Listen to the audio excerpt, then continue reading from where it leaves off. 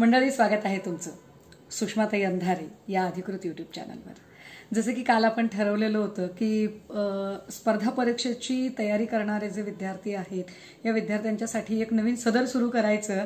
खरं तर स्पर्धा परीक्षांचं केंद्र आम्ही पुण्यात चालवायचो आणि ते साधारणतः काही वर्ष चालवलं। मधल्या कोरोनाचा काळ आणि एकूणच घडामोडी त्यात काही कारणांनी त्याच्यामध्ये जरा व्यत्यय आला। अर्थात आता नव्याने जरी ते सुरुवात करायचं म्हटलं तरी कोरोनाच्या या सगळ्या संकटाच्या परिस्थितीमध्ये ते कधी नव्याने सुरू होईल याची जरा शक्यता सांगता येत नाहीये।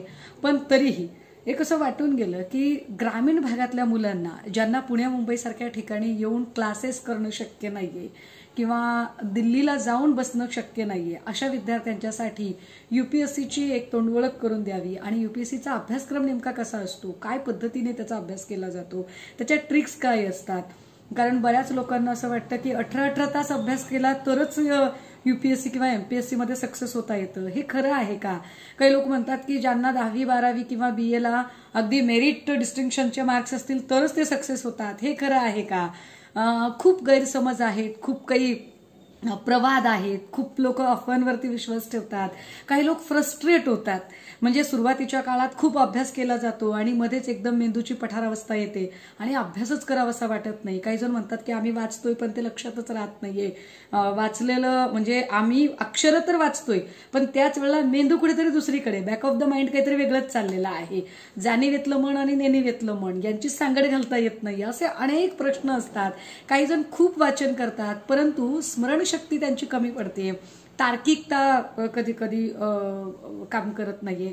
अशा सगळ्यांच्यासाठी स्पर्धा परीक्षेच्या अगदी अतपासून इतीपर्यंत, अगदी त्याच्या आरंभापासून की स्पर्धा परीक्षेचं स्टडी मटेरियल कसं कलेक्ट करावं किंवा स्पर्धा परीक्षा कुणाला देता येते इथपासून ते स्पर्धा परीक्षेच्या अगदी तोंडी मुलाखतीपर्यंतचा एकूण प्रवास जो आहे तो आपल्या सगळ्यांच्या सोबत शेअर करावा आणि त्याचे काही व्हिडिओच्या माध्यमातून तुमच्यापर्यंत पोहोचावं असा हा प्रयत्न आहे।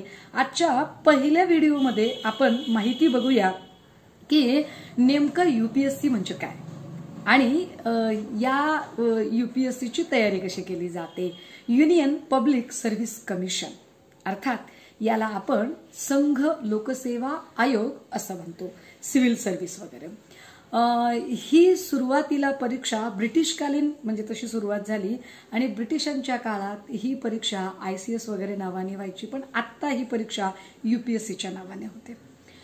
ही परीक्षा कोण देऊ शकतं तर जो कुणी पदवीधर आहे, म्हणजे 12वी नंतर 3 वर्षाचा पदवीचा सिलेबस ज्याने कोणी पूर्ण केलेला आहे, मग तो आर्ट्स असेल, कॉमर्स असेल, सायन्स असेल, कृषी शाखा असेल, कुठल्याही शाखेची पदवी घेणारा विद्यार्थी ज्याची किमान पात्रता परीक्षा म्हणजे त्याने त्याच्या परीक्षेमध्ये, पदवीच्या परीक्षेमध्ये ज्याने किमान पासआउट झालेला आहे, 55% 50% काय किमान त्याची जी पात्रता परीक्षा आहे, एलिजिबिलिटी जी आहे ती ज्याने उत्तीर्ण केलेली आहे, असा कुठलाही विद्यार्थी ही परीक्षा देऊ शकतो। काही लोकांना असं वाटतं की ही परीक्षा देण्यासाठी फार हुशार म्हणजे अगदीच 70-80% मार्क्स असणारा विद्यार्थी ही परीक्षा देऊ शकतो, असं काही आहे का? असं काही नाही। ज्याला स्वतःचं नाव आणि पत्ता मराठी, हिंदी, इंग्रजी 3ही भाषेमध्ये व्याकरणाच्या चुका न करता लिहिता येऊ शकतो। आय रिपीट वन्स अगेन, ज्याला स्वतःचं नाव आणि पत्ता, थोडक्यात स्वतःचा परिचय मराठी, हिंदी, इंग्रजी 3ही भाषेत व्याकरणाच्या चुका न करता लिहिता येऊ शकतो, असा कुणीही विद्यार्थी या परीक्षेची तयारी करण्यास पात्र आहे। कारण यूपीएससी हा थोडासा शास्त्राचा भाग आहे असं म्हटलं तरी हरकत नाही की याला थोड्याशा टेक्निकने जाण्याची गरज आहे। बरं, याची वयोमर्यादा काही आहे का? तर किमान पदवीधर असणारा विद्यार्थी आणि वयाच्या 32 वर्षापर्यंत याची परीक्षा देता येते। अर्थात खुल्या प्रवर्गासाठी वय वर्ष 32 आहे, प्रवर्गानुसार याच्यात काही वयाच्या शिथिलता केलेल्या आहेत। या शिथिलता कशा आहेत? जर उमेदवार हा ओबीसी प्रवर्गातला असेल तर त्याच्यासाठी 6 वेळा त्याला ते अटेम्प्ट करता येऊ शकतात, 6 टाइम अटेम्प्ट. म्हणजे तो किमान 6 वेळा UPSCची परीक्षा देऊ शकतो. जो कुणी याच्यातला ओबीसी प्रवर्गातला आहे तो 6 वेळा देऊ शकतो. ओपन प्रवर्गातला 6 वेळा देऊ शकतो. तर ओबीसी प्रवर्गातला जो कोणी आहे तो किमान 9 वेळा ही परीक्षा देऊ शकतो. आणि जो शेड्यूल कास्ट किंवा शेड्यूल ट्राईब मध्ये येतो त्याच्यासाठी अनलिमिटेड अटेम्प्ट सांगितलेले आहेत, मात्र वयोमर्यादा जी आहे ती किमान 37 वर्षांची आहे. म्हणजे 37 वर्ष वयाची पूर्ण होईपर्यंत जितक्या वेळा परीक्षांची जाहिरात येईल आणि जितक्या वेळा ते अटेम्प्ट करता येऊ शकतील तितके अटेम्प्ट SC STचा विद्यार्थी करू शकतो. हे झालं किमान. म्हणजे ऍटलिस्ट ही परीक्षा आपल्याला कशी, याच्यासाठी ऑनलाईन पोर्टलवरती तुम्हाला लॉग इन करावं लागतं आणि ते लॉग इन करून तुम्हाला फॉर्म फिलअप करावा लागतो. हा फॉर्म फिलअप करण्याच्या आधी याची जाहिरात येते आणि त्या जाहिरातीनुसार मग तुम्ही तुमचा फॉर्म फिलअप करता. याच्यासाठी जी पूर्व परीक्षा असते या पूर्व परीक्षेला 2 पेपर होतात. हे जे 2 पेपर आहेत हे 2 पेपर 2-2 तासांच्या कालावधीचे हे पेपर आहेत. आणि याच्यातला जो पहिला पेपर आहे हा साधारणतः 100 प्रश्न आणि 200 गुण असा पेपर आहे. हे जे 100 प्रश्न आहेत त्यातला एक प्रश्न हा 2 गुणांसाठी विचारला जातो. तर याच्यातला जो दुसरा पेपर आहे हा साधारण 2 तासांचा, परंतु हा 80 गुणांचा प्रश्नांचा पेपर आहे आणि 80 प्रश्नांच्यासाठी तुम्हाला 200 गुण मिळतात. असे एकूण 400 गुणांची ही पूर्व परीक्षा होते. या परीक्षांमध्ये किमान 33% मार्क्स, म्हणजे दोनही परीक्षांमध्ये ज्याला किमान 33% मार्क्स मिळतात तो मुख्यसाठी पात्र असतो. मात्र त्याचा कट ऑफ लागतो की त्यांना जेवढ्या जागा घ्यायच्या आहेत, जेवढ्या जागा निघालेल्या आहेत त्या जागेच्या प्रमाणामध्ये हा कट ऑफ असतो. हा कट ऑफ सर्वोत्तम मार्क्स ज्याला मिळालेले आहे, ज्याला सगळ्यात वरचे मार्क्स मिळाले आहेत तिथून तो कट ऑफ मोजला जातो आणि जिथे कुठे येऊन थांबतो त्याला तो कट ऑफ बंद होतो. आता हे 33% गुणांची जरी पात्रता असली तरी याची जी मुख्य भिस्त असते ती मुख्य परीक्षेच्या निवडच्या पेपर क्रमांक 1 वरती त्याची भिस्त येते. याच्यात ते जे 2 पेपर असतात, जे पहिले 2 पेपर जे सांगितले जातात त्यातला एक जनरल स्टडीचा पेपर आहे आणि दुसरा जो आहे तो सीसॅटचा पेपर आहे. जनरल स्टडीच्या पेपरमध्ये अर्थातच तुमचा इतिहास, भूगोल, अर्थशास्त्र, विज्ञान, पर्यावरण, मानव संसाधन विकास आणि याच्यासोबतच काही चालू घडामोडी, भारतीय राज्यघटना, नागरिकशास्त्र, म्हणजे किमान एक 10वीच्या स्तरापर्यंत जो सिलेबस आहे ना आपला, जो आपण NCERTचा सिलेबस म्हणतो किंवा CBSE पॅटर्न मधला आपण सिलेबस म्हणतो, तर NCERTचा 10वी पर्यंतचा सिलेबस हा तुमच्या प्रीसाठी इनफ आहे. त्याच्यासोबत गरजेचं आहे ते तुम्हाला काही करंट अफेअर्सची माहिती असणं, जसं की चालू घडामोडीमध्ये वेगवेगळ्या कुणाला कुठला पुरस्कार मिळाला, साहित्य क्षेत्रातले, क्रीडा क्षेत्रातले पुरस्कार, मोठ्या झालेल्या स्पर्धा जसं की ऑलिम्पिक असेल, ॲथलेटिक्स असेल, IPL असेल, या वेगवेगळ्या ज्या खेळांच्या स्पर्धा झाल्या, साहित्य संमेलनं, त्यांचे अध्यक्ष किंवा काही महत्त्वाच्या व्यक्तींचे जन्म, मृत्यू, त्याच्या नोंदी, नवीन प्रकाशित झालेली पुस्तकं, नवीन लागलेले शोध, नोबेलसारखं पारितोषिक, या पारितोषिकांसाठी झालेली नामांकनं किंवा काही महत्त्वाचे 2 राष्ट्रांमधले करार, या करारांची माहिती, हे सगळं तुम्हाला माहिती असणं अपेक्षित आहे. आता याच्यामध्ये आपण जरा मुख्य परीक्षांकडे जाऊया की मुख्य परीक्षाचा सिलेबस कसा असतो UPSCचा विशेषतः. कारण UPSCचं गायडन्स ग्रामीण भागात मिळणं जरा कठीण जातं. त्यामुळे माझा हा प्रयत्न असेल की हे प्रत्येक व्हिडिओ हे जास्तीत जास्त ग्रामीण आणि दुर्गम भागातल्या विद्यार्थ्यांना अगदी त्याच्या स्पर्धा परीक्षेच्या अबकडपासून त्याच्या बाराखडीपासून कळले पाहिजे. मग मुख्य परीक्षांमध्ये किती पेपर होता, तर मुख्य परीक्षांमध्ये साधारणतः एक पहिला जो पेपर आहे तो A आणि B हा एक इंडियन लँग्वेजचा पेपर आहे. इंडियन लँग्वेज, जी कुठली इंडियन लँग्वेज ज्या लिस्टेड आहेत, ज्या आपल्या 8व्या परिशिष्टामध्ये ज्या लिस्टेड 22 भाषा आहेत त्या लिस्टेड लँग्वेजपैकी कुठल्याही लँग्वेजचा एक पेपर तुमचा असेल, एक इंग्लिशचा पेपर असेल.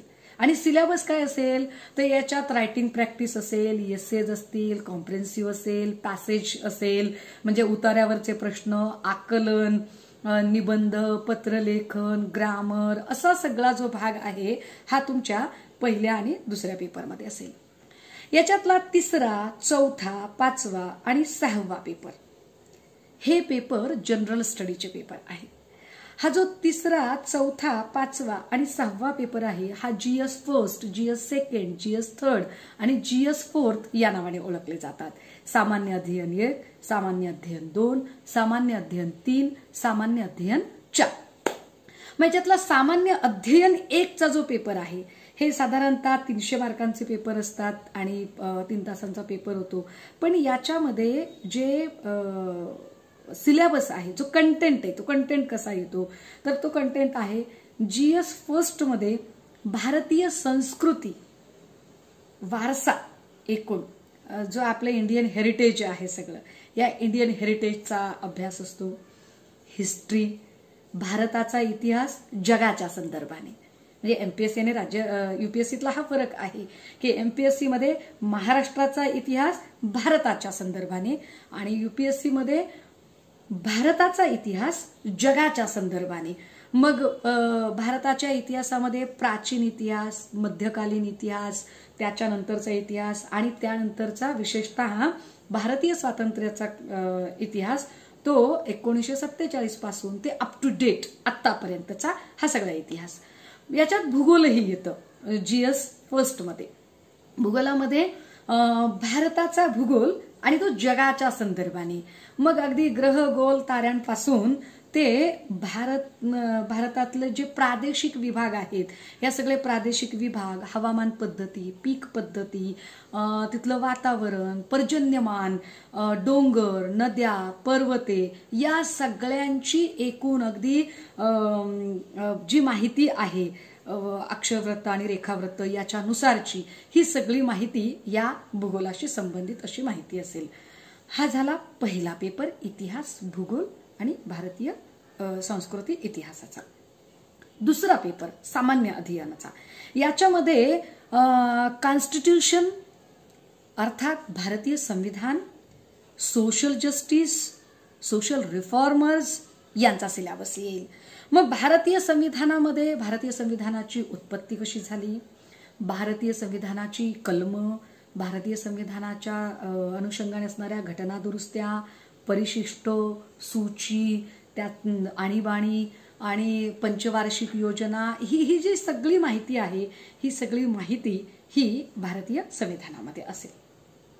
याच्यातला जो तिसरा भाग सामान्य अध्ययन पेपर सेकंड मध्येच भारतीय संविधान, त्याच्यासोबतच येईल सोशल जस्टिस अर्थात सामाजिक न्याय. आणि सामाजिक न्यायाची संकल्पना, मग सामाजिक न्यायामध्ये काय काय समाविष्ट होतं, मग महिलांसाठीचे नियम, योजना, अटी, शर्ती, कायदे, बालकांसाठी काय आहे, बालमजुरी रोखण्यासाठी काय आहे, प्रत्येकाला स्वतःचं व्यक्तित्व विकास करण्यासाठी, मग पिछडा वर्ग आहे, इथला जो मागास प्रवर्ग आहे त्यांना मुख्य प्रवाहात आणण्यासाठीचे कायदे काय आहेत, त्यासाठीच्या वेगळ्या योजना काय आहेत, ओबीसी प्रवर्ग असेल, शेड्यूल कास्ट असेल, शेड्यूल ट्राईब असेल, या सगळ्या प्रवर्गांना मुख्य प्रवाहात आणण्यासाठी, मुख्य प्रवाहात निर्धोकपणे उतरताना त्यांना काही संरक्षक कवच हवं आहे का, या अनुषंगाने. मग जसं की काही महत्वाचे कायदे येतात त्याच्यामध्ये, ज्या कायद्यांमध्ये आपण म्हणतो की डोमेस्टिक व्हायलन्स ऍक्ट सारखा कायदा आहे किंवा याच्याशीच संबंधित अॅट्रॉसिटी ऍक्ट सारखा कायदा आहे, माहिती अधिकार कायदा आहे, वन्यजीव संरक्षण कायदा आहे, असे अनेक कायदे. या कायद्यांचा अभ्यास सुद्धा आपल्याला करायला लागतो. एक तिसरा पेपर आहे ज्याला आपण सामान्य अध्ययन 3 किंवा GS3 असं म्हणतोय.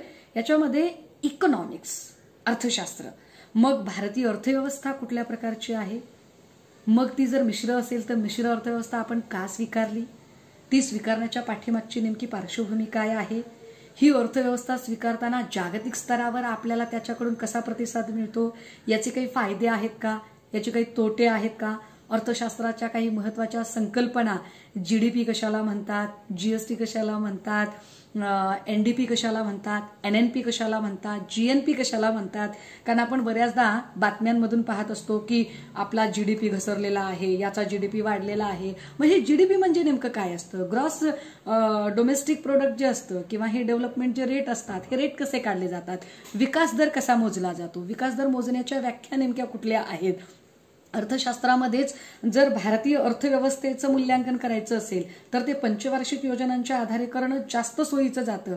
मग भारतातल्या पंचवार्षिक योजनांचे जनक कोण, पंचवार्षिक योजनांचा कालावधी कसा असतो, कुठल्या पंचवार्षिक योजनेमध्ये भारताची ग्रोथ जास्त झालेली होती, या पंचवार्षिक योजना चे शिल्पकार म्हणून किंवा ज्या ज्या काळात जे जे पंतप्रधान होऊन गेले त्यांच्या काळातल्या त्या पंचवार्षिक योजनांमध्ये काही अधिकची भर घातली होती का, ही सगळी माहिती आपल्याला अर्थशास्त्रात पाहावी लागते. यासोबतच अर्थशास्त्रामध्ये काही भारताचा विकास दर वाढवत असताना इतर देशांच्या संबंधात इतर देशांच्या सोबत काही आर्थिक व्यापार आणि करार केलेले आहेत. या करारांचा अभ्यास यात केला जातो.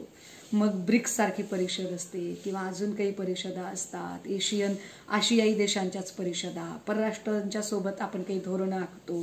मग ती परराष्ट्र धोरणं आखताना आपण आपली अर्थव्यवस्था आणि त्यांची अर्थव्यवस्था यांचा मेळ घालायचा प्रयत्न करतो. या सगळ्यांचा अभ्यास या अर्थशास्त्रामध्ये येतो. सायन्सचा भाग आहे GS3 मध्ये.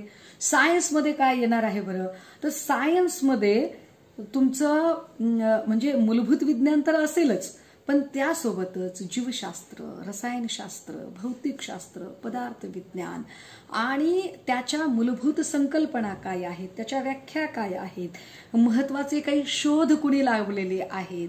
मग पेनिसिलिनचा शोध कुणी लावला, ग्रॅहम बेलने कुठला वेगळा शोध लावला, हे तर येईलच येईल.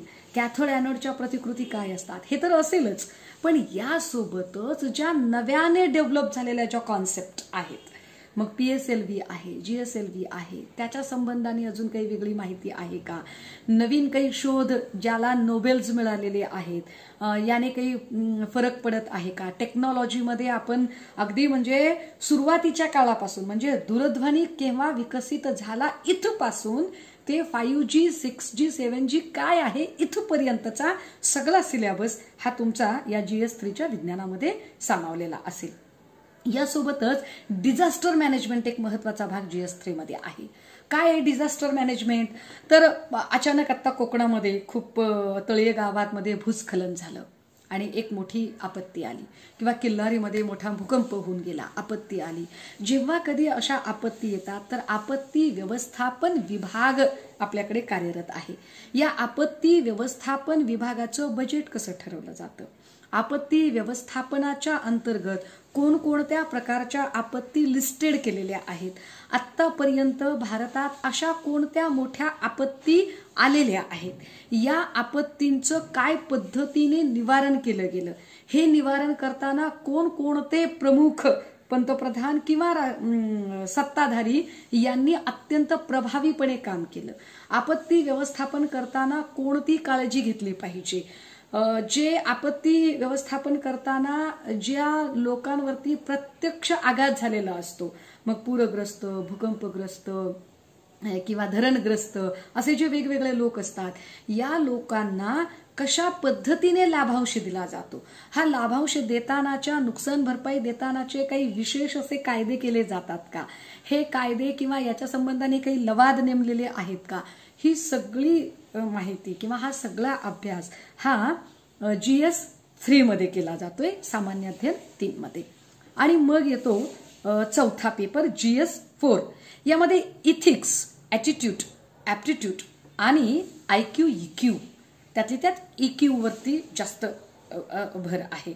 आता हे इथिक्स नीतिशास्त्र काय आहे, त्यासोबतच ॲटिट्यूड स्पर्धक उमेदवाराचा ॲटिट्यूड कसा काम करतो, ॲप्टिट्यूड टेस्ट अमुक एका परिस्थितीत तुम्ही ती परिस्थिती कशी हाताळाल, तुमचा एकूण ॲटिट्यूड चेक केला जातो, तुमचा ॲप्टिट्यूड कसा आहे, अमुक एका प्रसंगाकडे बघण्याचा तुमचा दृष्टिकोन कसा आहे. कारण जसं आपण एक कविता खूप ऐकलेली असेल मंगेश पाडगावकरांची, की पेला अर्धा भरलेला आहे असंही म्हणता येतं, पेला अर्धा सरलेला आहे असंही म्हणता येतं, भरलेला म्हणायचं की सरलेला हे तुम्ही ठरवायचं, कणत कणत जगायचं की गाणं म्हणत जगायचं हे तुम्ही ठरवायचं. अशा अर्थाने एक सारखाच प्रसंग, पण या प्रसंगाकडे बघण्याचा दृष्टिकोन प्रत्येकाचा वेगळा असतो. तो दृष्टिकोन तुमचा सकारात्मक आहे का? स्पर्धा परीक्षांमध्ये प्रत्येक प्रश्नाचं उत्तर देताना अपेक्षित आहे की तुम्ही किती सकारात्मकतेने त्याकडे बघता. ॲज अ गव्हर्नमेंट सर्वंट तुम्ही सरकारी नियम आणि त्या सगळ्या धोरणांची किती सकारात्मक अंमलबजावणी होण्याच्या दृष्टिकोनातनं तत्पर आणि सकारात्मक आहात ही गोष्ट फार तपासून घेतली जाते. तर याच सगळ्या संदर्भाने इथिक्स, ॲटिट्यूड आणि ॲप्टिट्यूड आणि इक्यू इमोशनल क्वांटम, की तुमचा भावनिक बुद्ध्यांक कसा आहे, तुम्ही काय पद्धतीने काम करता, तर याच्यावरती सुद्धा प्रश्न या GS4 मध्ये विचारले जातात.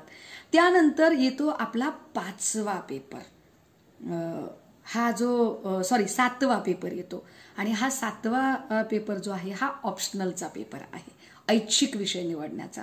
हे जे ऐच्छिक विषय आहेत, मग optional first, optional second, 2 optional तुम्हाला निवडायचे असतात.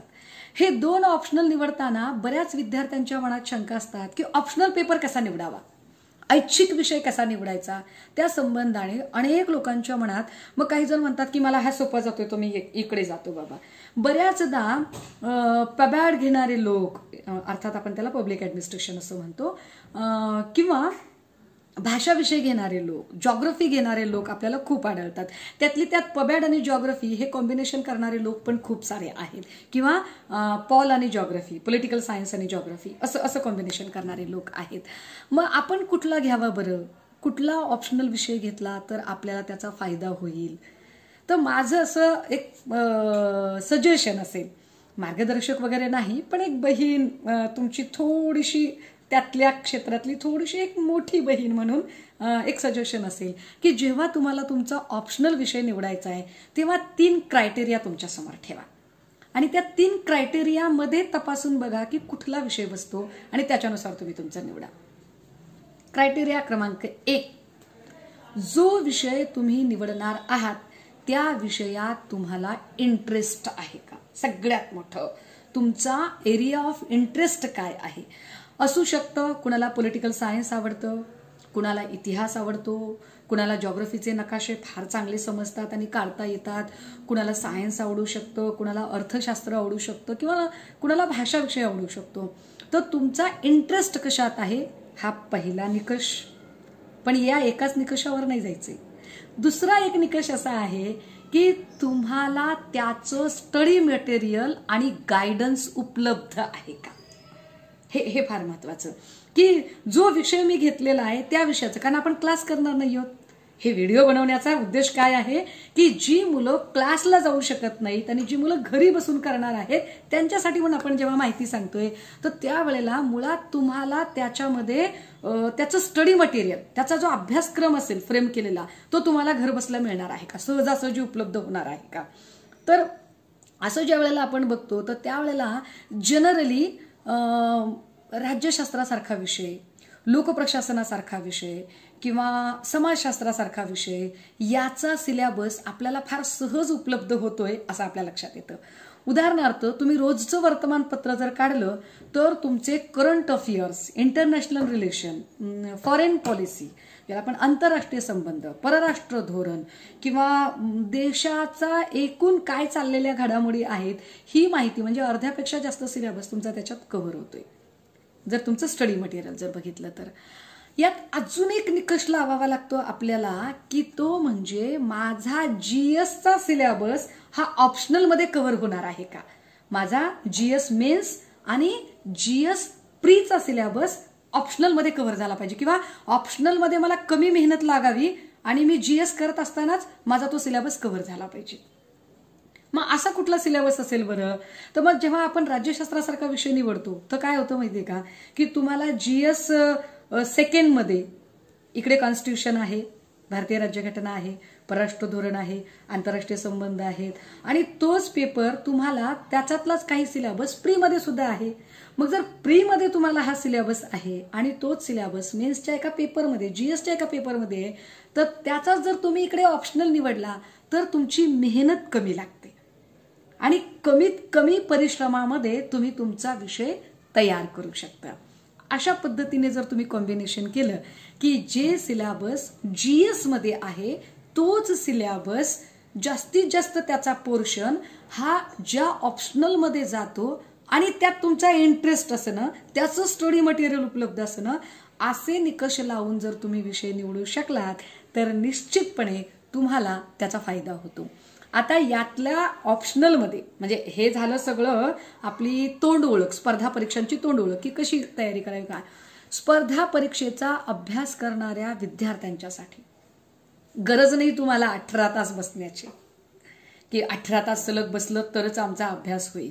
ते डॉक्टर बाबासाहेब आंबेडकर होते की जे 18 तास बसू शकत होते आणि अभ्यास करू शकत होती. मोठी माणसं होती, ग्रेट माणसं होती की ती तेवढा अभ्यास करू शकत होती. मग आम्हाला इतका अभ्यास करावा लागेल का? नाही. मला असं वाटतं की दिवसाचे एक 6 ते 8 तास केलं तरी पुष्कळ आहे.